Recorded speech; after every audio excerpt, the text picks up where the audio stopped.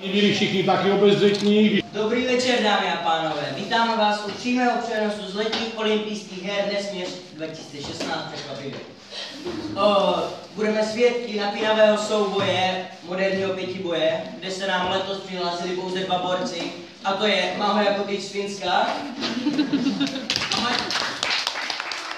a Matěj Cica ze Starej.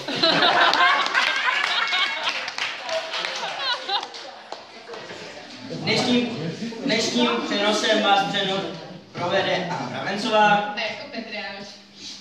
Dnešní první soutěží bude šéf.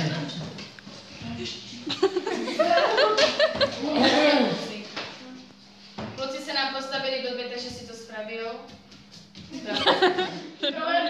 Připraven. Boj!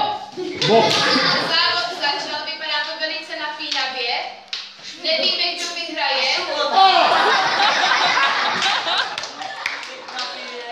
Máme jako když mu tam šouplání nečeká.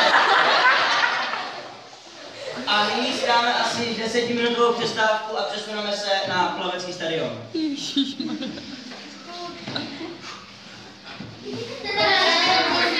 Tady máme oba dva plavce nastoupené. Připravují se.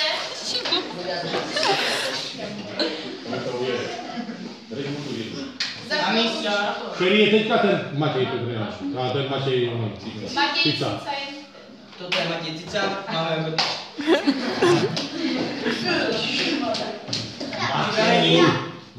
Skočte do vody! Ať řeknu teď! Tak první start se nám nevydařil a počkáme si, jestli pan rozhodčí udělí druhé kolo. Připravení? 3, 2, 1. Druhé kolo se povedlo. Oba dva plavci jsou velice dobří. Vypadá to velice nadějně. Matěju! Plavec v modrých plavkách!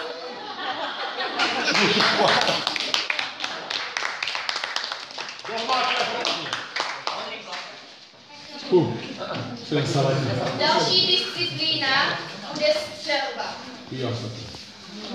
Matěj Cica má bohužel dioptrie, má brýle, nevidí, ale my mu budeme věřit, že se na cíl trefí. Střelba. Už je to A mimo. Když byl netrefen a Matěj Cica bude mít velké problémy. Jo, dobrý, trefil se, takže Matěj Cica bude muset zabrat. A nejde mu nabít pistole, takže to bude muset zkontrolovat. Sakra, vyřený si oko! Kam?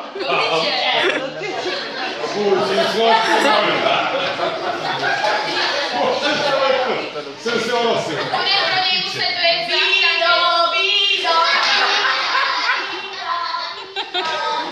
Ano, a Matěj Cica bude mít asi velké problémy.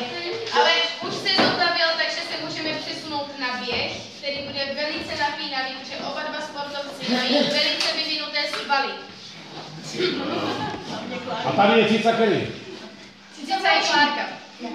Tady je ten. Ne, Klárka. Jsi Cica. Já jsem se.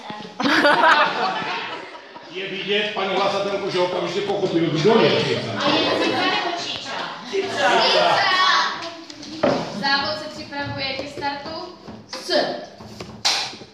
A bylo odstartováno a oba dva závodníci se snaží doběhnout jako první, ale nejde to. A závodník padá psychickou výchu, lebo hra...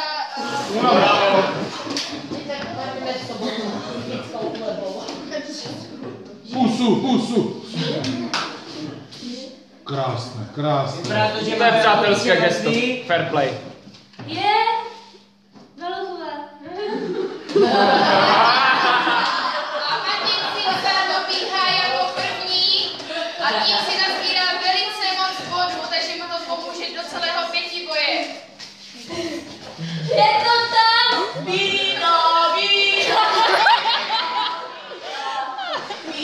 A nyní se dostaneme na poslední disciplínu, což je parkour. Na závod se nám připravuje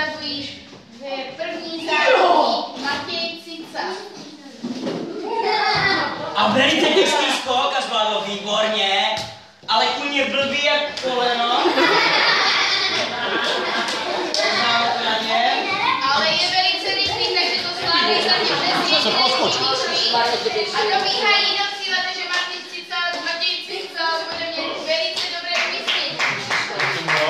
A jste na Ukrajinu druhého koně. Ten ještě. Pojď si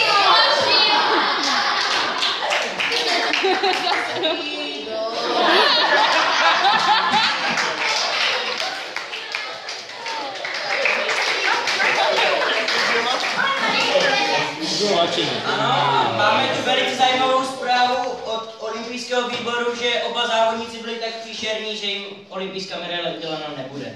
A tuhle bombou končíme. Děkujeme.